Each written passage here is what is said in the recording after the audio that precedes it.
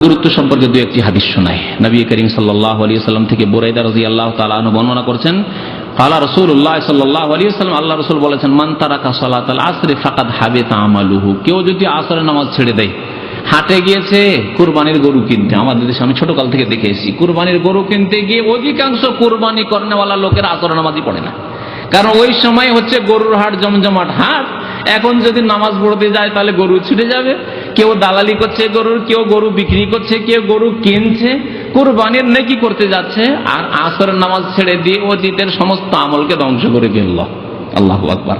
শুনেন হাদিস, মান তারাকা সালাতাল আসর, যে ব্যক্তি আসরের নামাজ ছেড়ে দিল, ফাকাদ হাবিতা আমালুহু, তার আমল সব বরবাদ হয়ে গেল, ধ্বংস হয়ে গেল, তার আমল সব ধ্বংস হয়ে গেল। জি, কারণ সে কুফরিতে চলে গেল, সূর্য ডুবিয়ে দিল, আসর নামাজ পড়লো না। বহু লোককে দেখেছে হাট বাজার করে মাগরিব পর এশা পর বাড়ি আসার পরে দেখছি নামাজ পড়ছে 4 রাকাত। লোকেরা জিজ্ঞাসা করে যে কোন নামাজ পড়ছেন? আসর নামাজ আজকে পড়তে পারিনি, হাটে গেছিলাম, বাজারে গেছিলাম, খুব ব্যস্ত ছিলাম, আজকে আসর নামাজ পড়তে পারিনি। অফিসাররা আমাদের কি করে, সারাদিন ডিউটি করে আসে, আর আসার পরে মাগরিব পরে এসে জোহর পড়ে। আমি কয়েকটা অফিসারকে মাদ্রাসা যখন ছাত্র ছিলাম তো দেখতাম মসজিদে অনেকক্ষণ ধরে নামাজ পড়ছে। তো এক অফিসারকে দেখতাম, বড় দাড়িওয়ালা অফিসার, ওই ভূমি সংস্করণ অফিসার, ভালো মানুষ, কিন্তু তাকে দেখতাম নামাজ পড়তো এইরকম, জোহর নামাজ পড়ছে, আসর, মাগরিব, এশা সবগুলি পড়ছে এশার নামাজের পরে। আমি এই সময় নামাজ কেন? বলছে অফিসে এত ব্যস্ত থাকি যে জোহর আসর পড়তে পারি না, জোহর আসর পড়তে পারে না, সবগুলি এসে ওই এশার সময় নামাজ পড়ছে। এই নামাজ কবুল হবে? নামাজ হবে না। নবী সাল্লাল্লাহু আলাইহি ওয়াসাল্লাম কি বলছেন, মান তারাকা সালাতাল আসর, যে ব্যক্তি আসরের নামাজ ছেড়ে দিল, আসর ওয়াক্তে পড়লো না, তার আমল সব ধ্বংস হয়ে গেল। বুখারী শরীফের হাদিস, বুখারী শরীফের হাদিস। আরেকটি হাদিস শুনেন আসরের গুরুত্ব সম্পর্কে। বলছেন আব্দুল্লাহ বিন উমর রাদিয়াল্লাহু তাআলা আনহু হাদিস বর্ণনাকারী, আন্না রাসূলুল্লাহ সাল্লাল্লাহু আলাইহি ওয়াসাল্লাম قال, রাসূলুল্লাহ সাল্লাল্লাহু আলাইহি ওয়াসাল্লাম ইরশাদ করেছেন, আল্লাযী তাফুতুহু সালাতুল আসর ফাকান্নামা ওতিরা আহলুহু ওয়া মালুহু। হাদিস শুনিয়ে দিলাম আপনাদেরকে।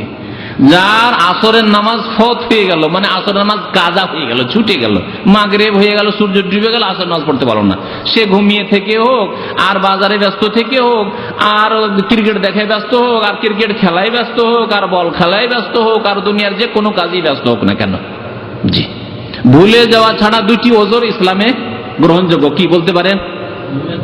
এক হচ্ছে ভুলে যাও, ভুলেই গেছে যে আসর পড়িনি, মনেই হয়নি, মাগরিব পরে মনে হয়েছে, তাহলে তার দোষ নেই, ভুলে গেছে, যখনই স্মরণ হবে তখন নামাজ পড়তে হবে। আর আরেক হচ্ছে যে ইচ্ছা করে ঘুমায়নি, কিন্তু এমন ঘুম চেপেছে, অ্যালার্জি ট্যাবলেট কি এমন ঘুম চেপেছে, তাকে কেউ জাগাবার হয়নি, অ্যালার্ম বেজেছে, জাগতেই পারেনি। এইরকম যদি অনিচ্ছাকৃত ঘুম কখনো হয়, এই দুইটি ক্ষেত্রে, আর ইচ্ছা করে রোজ রোজ ঘুমাবে আর বলবে যে আমার তো ঘুম ভাঙে না, চলবে না? চলবে না। যার না আসরের নামাজ ছুটে গেল, তার অবস্থা কি হবে কাল কিয়ামতে? বলছেন নবী সাল্লাল্লাহু আলাইহি ওয়াসাল্লাম, ফাকা আন্নামা ওতিরা আহলুহু ওয়া মালুহু, যেন তার পরিবার এবং ধন সম্পদ সব ধ্বংস হয়ে গেল, তার পরিবার ধ্বংস হয়ে গেল, আর তার ধন সম্পদ সব ধ্বংস হয়ে গেল। হাদিসটা বোঝার জন্য একটা উদাহরণ দিই। একজন মানুষ তার পরিবার সহ ফ্লাইটে চেপেছে, সপরিবারে, স্ত্রী, ছেলে, মেয়ে সবকে নিয়ে, আর বাড়িতে যা টাকা পয়সা ছিল সব নিয়ে চেপেছে। বাংলাদেশের ন্যাশনালিটি ছিল, সে সেখান থেকে চলে যাবে, তো টাকা পয়সা আর তো বাংলাদেশে রেখে লাভ নেই, আমেরিকা চলে যাচ্ছি, কানাডা, ওখানকার গ্রিন কার্ড পেয়ে গেছি, যাচ্ছি। তো যা টাকা পয়সা, সোনা দানা, ব্যাংক ব্যালেন্স যা ছিল, ডলার সব পকেটে, আর সপরিবারে একবারে পুরো ফ্যামিলি সহ ফ্লাইটে চেপেছে। আর আল্লাহ না করে সেই ফ্লাইট রাস্তাতে কি হয়ে গেল, বিমান দুর্ঘটনায় ধ্বংস হয়ে, বিধ্বস্ত হয়ে গেল, ধ্বংস হয়ে গেল।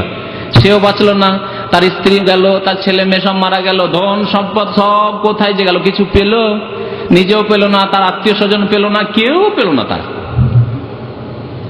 তাহলে কত বড় খাসা লস, চিন্তা করেন এই লোকটির, সব গেল, তার সব গেল।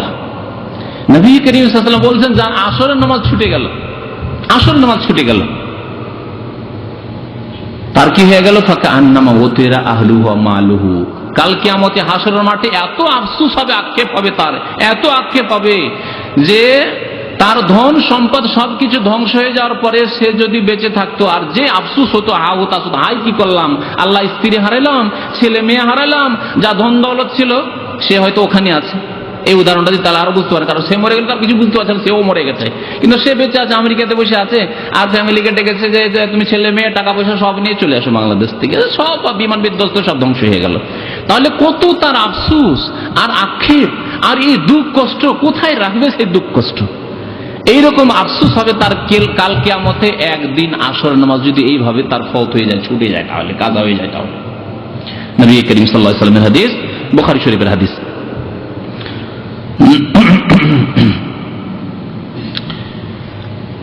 আর একটি হাদিস